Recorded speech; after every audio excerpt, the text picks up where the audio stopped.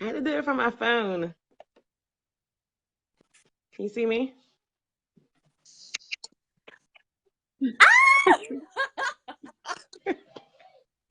We've been trying to do this for 40 minutes. Oh my God. I just did it. Okay. We've been trying to do this for 40 minutes. Oh my God. Now there's a thing. I just did it. Okay. Hold on, let me see. Oh my God. Okay, it's better from my phone than my laptop, so we'll just stick with the phone. Okay. Is there still like an echo? No. Okay. Hold on 1 second. Okay. One.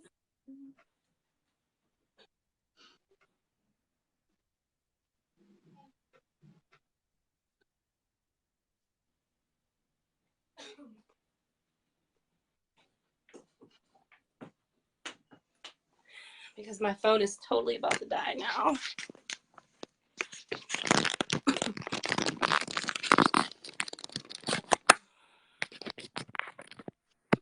Hold on 1 second. Okay.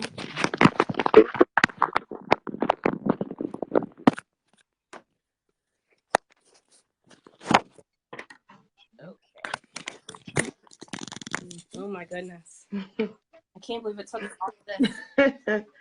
It's okay. Just to be a encouragement to somebody today. Okay. I just did it. Ooh. We're good. Okay. So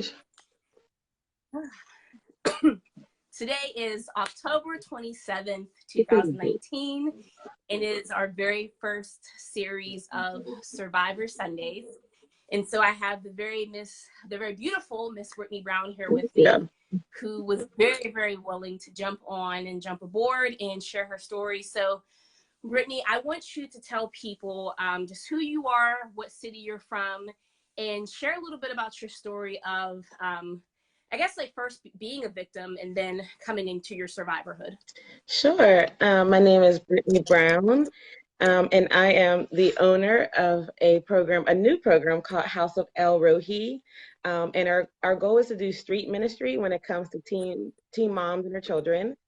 And then eventually we'll be opening up a home for teen moms. So that's in the very beginning process. But yeah, I'm from here from Pittsburgh, Pennsylvania, and I am one of 5 siblings from my mother and my father. My mother and father had 4 children together. Then my mom had 1 outside of my father from a previous relationship. And both my parents were heroin and alcoholics. Heroin users and alcoholics and some other drugs. And because of their drug use, we moved around a lot. We got evicted a lot, and we stayed with a lot of people that were aunts or cousins or something like that that had no blood relation. And then, of course, of one of those moves with one of my aunts, a person that I was supposed to call my cousin assaulted me when I was a very, very young age. You know, what age were you? It was young. I was about 4. I was very, very young, 3 and 4, when it first happened. And then in the course of that, as I got older, I became a teenager. And this is a time where, even at that very young age, around 13 or 14, I knew, or I thought that all I had to offer was my body to someone, and then at this age, it became almost normalized for a young girl to date an older man, so at 14, this guy approached me and I'm like, oh, wow. He sees this 14-year-old, he thinks I'm beautiful, he picked me amongst all my friends. I must be the bee's knees, wow, I'm so flattered, and I didn't realize in that moment that it was rape. Because I'm thinking that I'm 14, I'm mature. He sees the maturity in me. And for a very long time, I blamed myself for this because he called me and said, sneak out the house. And I did. And I went to his house. And at 14, I was assaulted in his house, and then I had to walk home after Wow. that. So for a long time, I blamed myself because I said, okay, I'm not 3 or 4 anymore. Now I'm 14, and I actively walked out of the house to meet this Mm-hmm. man, and it took me a really long time to understand that there was nothing I could do at 14 to attract an older man. This man just liked little girls um, Yeah. at that moment, and even if I decided to leave the house or not leave the house, that didn't give him any right to assault me. So Right. that took a very long time. That took into almost in my 20s when I began to work with teen moms, and then I began to work with young ladies who were actively in the foster care or some type of um, youth serving system, that I realized that it wasn't my fault. It didn't matter if I walked out the door or not, and that it was indeed this man's fault. So Mm-hmm. that's kind of my story. So can you explain some of like the emotional and mental turmoil that you were going through at that time, between the time of it happening when you're about 14 years old until you started realizing in your early 20s that this was something that was wrong and that there wasn't anything that you did wrong in order to attract this person to you? What were some of the emotional and mental things that you were struggling with at that I time? really struggled. That's a great question, Kim. I really struggled with depression around the time Okay. and body issues. I always, one of the things I did, even from the time of like 3 or 4, I tried to get, I was always, I don't want to say fat, but I was always like the thicker one of my siblings. So I always tried to eat, eat, Mm-hmm. eat, eat. Eating became my coping skill at a very, very young age, you know, and Okay. not bathing. So I became at a young age, and my siblings and my mom make fun of me because I never disclosed to them what happened. That Brittany, man, you always stink. You have this body odor. You don't bathe a lot. And that was because I figured if I smelled, no one would touch me. You know, Wow. so I Wow. began to go, and it wasn't all the time, but I began to go through these things where Yeah. if I felt somebody was trying to get, like an opposite sex, was trying to get too close to me, or I fell into a really great depression, I wouldn't bathe, and I could go for days or weeks at a time. So, and then when I got to 14, it was still something, and even into my adulthood, I would find myself when I really got into a stronghold of depression, I wouldn't bathe for a long time, Mm-hmm. So, and I struggled with that in high school. So when I got in high school, it became this thing where now I'm going to use my sexuality almost what I felt against men. So now I can say I said to myself, I'm going to use it instead of letting somebody use it against me. And that became to become promiscuous. And then Okay. I met my oldest son's father. And now I'm saying, okay, so now the ball's in my court. So I thought at this moment. So now I'm gonna use my sexuality against him. And now I'm gonna get what I want because before he takes from me, I'm gonna take from him. So it became this like Mm-hmm. battle in my head mentally. And I did go to therapy for unrelated issues because I entered foster care at the same time too. So now at 14, I got assaulted, then I entered foster care. So it was like this thing where I was going down a really dark path mentally, but I had to put this facade Yeah. on for the world to say I was okay, and I wasn't. Mm-hmm. And then when I became an adult and started working with girls, and I remember watching this clip from Bishop T.D. Jakes, and this lady stood up and said, I'm starting to working with teen moms, and he said, that's great, honey, but he said, you working with teen moms isn't for the teen moms. You working with teen moms is because God's trying to heal the teen mom in you. So then I began Mm-hmm. working with these girls in foster care who started disclosing that Yeah. I've been raped and doing these things, and that's when I began to heal. It wasn't until I became over the age of 25 that I actually began to heal from what happened to me 11 years, 20 years prior. You know. Yeah. Yeah. That's amazing. And first of all, I just think it's completely amazing that looking at you and just seeing the strong, vibrant Black woman that you are, you would just never be able to guess that these are the things that you've experienced in your past. So I applaud you for just who you are. One of the things that I want to talk about though is now you're thriving. So I don't like, I mean, yeah, we're survivors and we have survived that situation. We're still alive, we're still standing. But talk a little bit about like now you're thriving. Like, what are some of the things outside of you working? with women or young women that are in foster care, different things like that? Like, how are you thriving beyond that situation that you experienced? I had to be really honest with myself. So I recently discovered that I am a caretaker. Um, Okay. and that for me can be a good and bad thing. Good because I like to feel needed. Bad because when I don't feel needed, now I feel like, what's my place um, Yeah. in this Okay. type of a world? And then I have to really realize that self care isn't something that people just say. You actually have to do self care. Mm-hmm. I'm actively and very open that I go to therapy, and I love going to therapy. Like I look forward. Come on. I look forward to being in therapy. And I just started with a new Yeah. therapist, and I look forward to going every week, and I have to really know my limits and really realize that being resilient, yes, is awesome, but being resilient means that I had to overcome something to become that. And realizing Right. that it's okay for me to say I actually need help. And that's a struggle for me, Yeah. to say I need help. So now when I get to this moment, I have to say, okay, maybe I can't verbalize it that I need help right now, but I'll text somebody and say, hey, I need help. I don't want to talk about it verbally, but can you come help me? Thing, Yeah. so utilizing my friends in my life and really utilizing my therapy, because if I don't talk about it, it begins to bottle up. And then I realize, okay, so now when I realize maybe if I didn't shower in 3 days, hey, Brittany, you need to really kind of check and do some self-reflection. Am I going through a period of depression right now? Is it just because I'm super busy and I didn't have time to bathe because I got 4 kids, or is it depression? Yeah. Come on. Creeping up on me. And Yeah. I'm not myself. I don't use medication right now for depression, but I have to really realize, okay, so what are my trigger moments?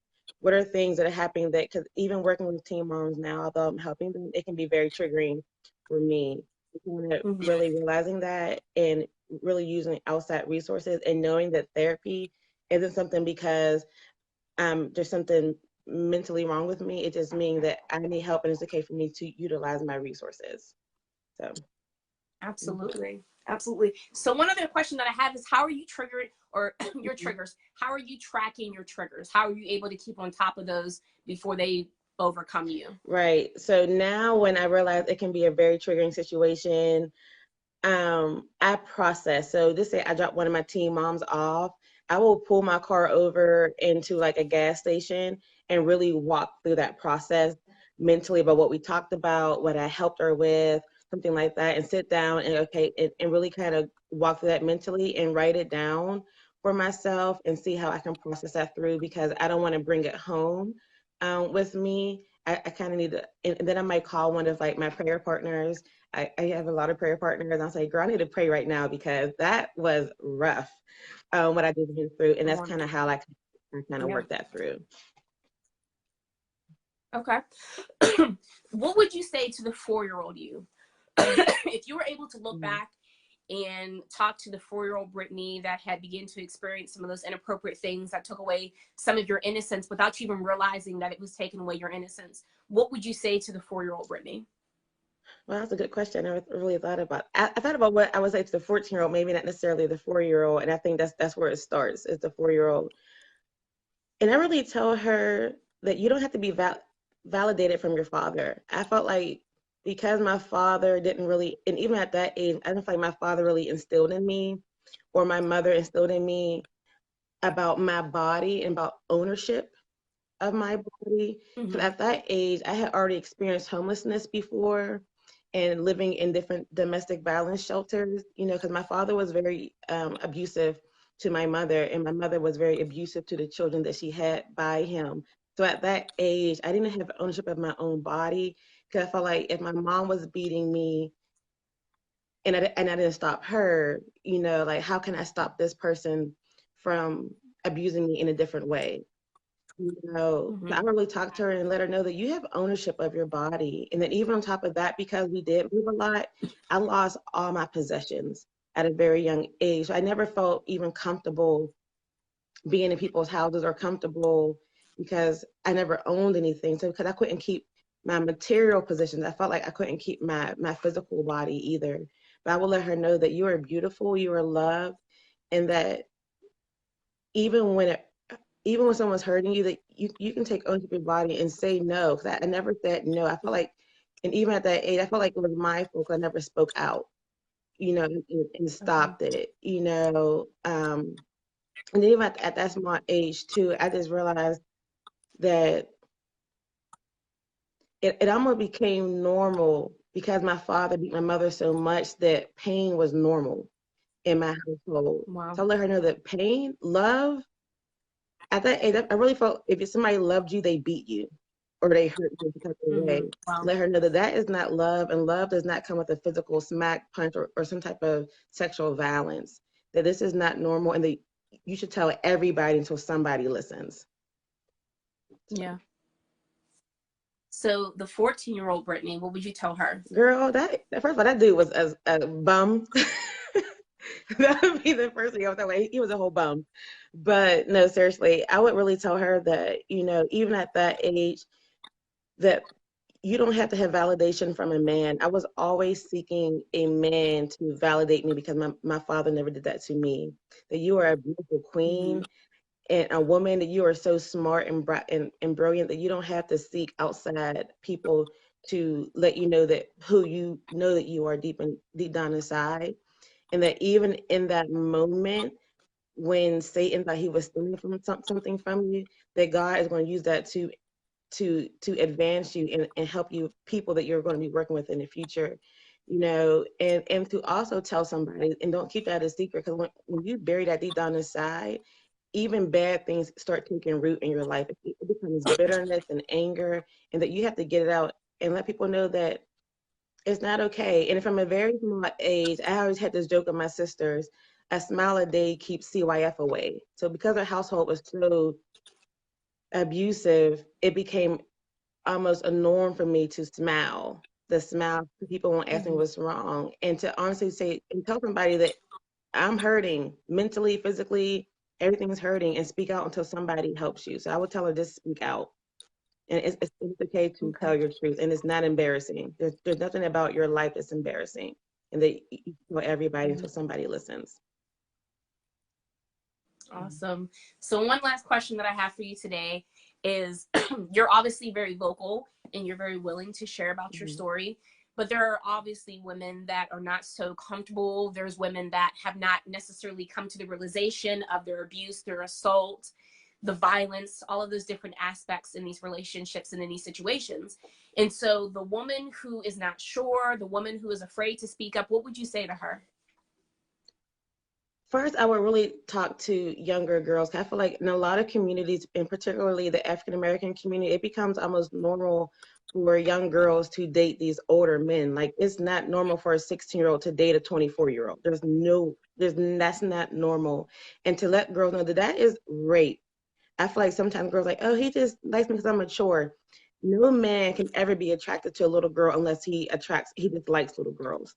You know what I mean? So Mm-hmm. getting people to realize that that is statutory rape. No man should ever be dating a girl, even at 18 and 19, she's still a baby. So to Mm-hmm. really get my girls to see that, I worked with a lot of girls who never realized it was abnormal for her to be 16 dating a 32-year-old. So Yeah. to get her to realize that right there. And then to people, I met people who I share my story with, and they'll say, I could never tell anybody about, what happened. And it wasn't until I began to tell people what happened that I began to heal from it because I never talked about it until I was in a position to where I had to talk about it, and I realized that me sharing it not only allowed me to heal from it, it also allowed people to actually express that it happened to them so that they can begin their healing process. So and I do understand sometimes it can be very scary to tell people, especially those who are close to you, because you may feel like you can be judged. And for a long time, I didn't tell my family either because I felt like I was going to be judged. So they could say, well, Brittany, you've been in the military, you've done XYZ, you've always been a fight or something like that. Why wouldn't you say anything? I would help you. And I felt like even in their moments of trying to help me, they were also judging me in that same spot. So if you feel like you can't talk to your family first, it's totally okay to say, I can tell a random stranger. And sometimes people, and with my therapist, I didn't know her. I felt it was a more safer place because she didn't know my family history or know me previously. So find someone even if it's not someone that you're close to that you can talk to and say, this is my story and I want to start working through it. There are an amazing 1-800 hotlines that you can call and say, I just want to just share and disclose this. But I feel like once you start talking about it, then that's the moment that you can start healing from it. And when I before I could actually talk about it, I actually wrote it down. I just wrote everything that happened down on a piece of paper, and then I handed it to someone. I said, I just want you to read this. And then that was my first way Yeah. of actually communicating to somebody that this had happened to me. So if it's too hard for you to vocalize, I would just really encourage you to write it down and and to to find somebody that you can trust, and also not be afraid of therapy. Therapy has been an awesome place for me to not only work through my past hurts, but even work through now being a mother of 4 children and helping raise my niece right now. That working through the working through the issues surrounding motherhood, because for a long time having children, I was so nervous of even letting my children go to my sister's house because I'm like, what is it? What if somebody Yeah. comes to my sister's house and they touch my children?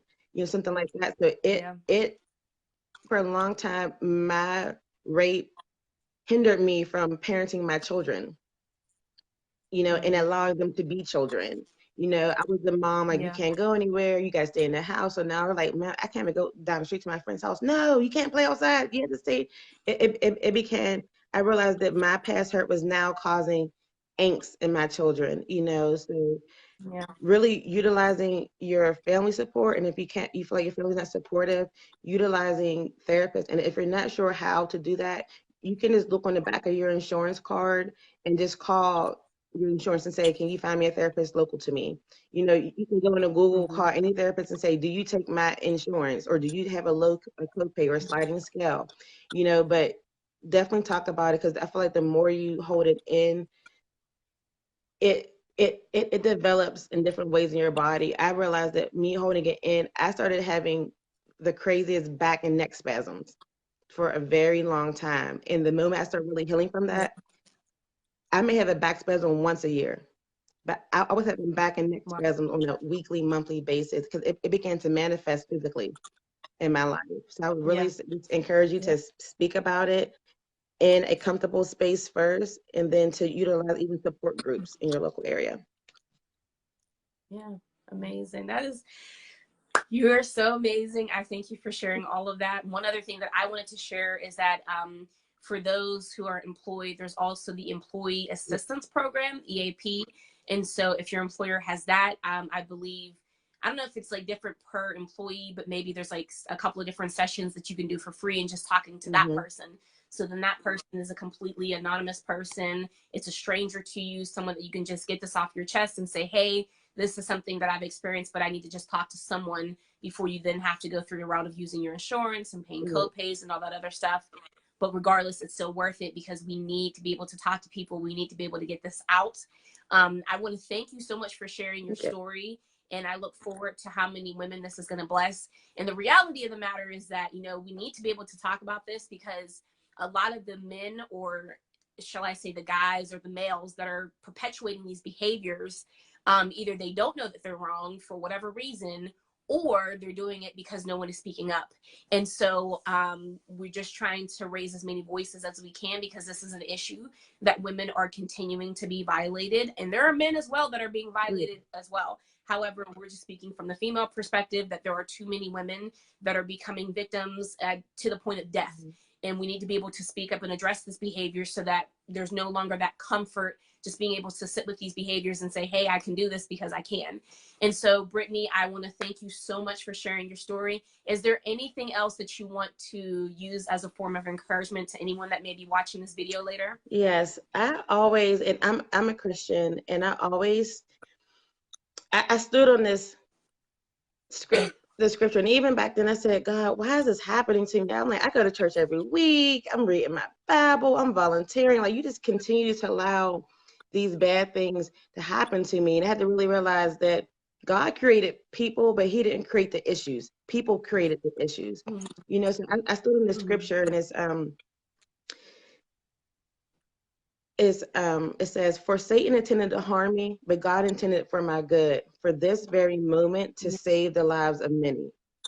You know, so when I look Yeah. back, I said, okay, God, and I would never take away anything that happened to me, not the foster care, not the physical abuse from my mother, even the sexual abuse, because I knew that it was going to be for a reason. And I didn't know what the reason was going to be. But now that I'm working with these young ladies now, I would have never been able to engage with them on such an intimate level had I not been able to experience Yeah. the same thing that they experienced. Yeah. Now I can say, I totally understand that. And not that I'm trying to compare stories, like I can say now I understand that, and this is how I was able to kind of manage that and get through that. And now I can be here for you because I totally, honestly understand what you're going through. So I would tell ladies that even something that happened back then, that it's a reason and a purpose for that, and that God can take the purpose that Satan used to destroy you, or for what Satan thought was going to destroy you, to be your greatest victory. You know, and had I not gone through that struggle and the pain and the different abuse, I wouldn't be able to stand here and say, okay, so now I'm able to open up my own teen mom home, or open up and work with teen moms, because I honestly wouldn't be sitting here today. My life goal was to always go to the military and be thousands of miles away, you know. But now my goal has changed to say, now I have a purpose. My purpose is to break the cycle of abuse amongst Black girls. You know, and that starts right here Yeah. in my hometown of Pittsburgh. So I'm just internally grateful, and I was just tell the ladies right now that, excuse me, that you are loved, that you are seen, and you are beautiful, and you're not the only one. And that please reach out, you know, even as to me, to Kimberly, or to any other local groups. And there's women here, her arms are open, and we are ready to love you and embrace you and to help you on your journey of healing as well. And that is so very true. We want all of the women that will be watching this video and the videos to come to realize that, we are no better than anyone just because we're willing to speak up. We just have the courage and the strength right now. And we are standing in intercession for those who will be coming after us. Just like I tell people all the time, yes, I'm a published author, but just because I'm an author, just because I'm a speaker and all those things, doesn't mean that I'm meant to reach every single audience. And it doesn't mean that I'm meant to relate to every single person. And so we all have our stories that will be able to relate to someone else. And so we just really hope that something inside of this video was a blessing to you, a blessing to someone else, whether it brings awareness or comfort or revelation, whatever it is. We pray that you guys are encouraged by this video. Brittany Brown was the guest for today, and my name is Kimberly Fairley. You can go to either one of our Facebook pages and you can reach out to us if you need assistance, and we will try to support you any way that we possibly can. So thank you again, Brittany, so much, and thank you guys for watching. Have a good night. See you guys.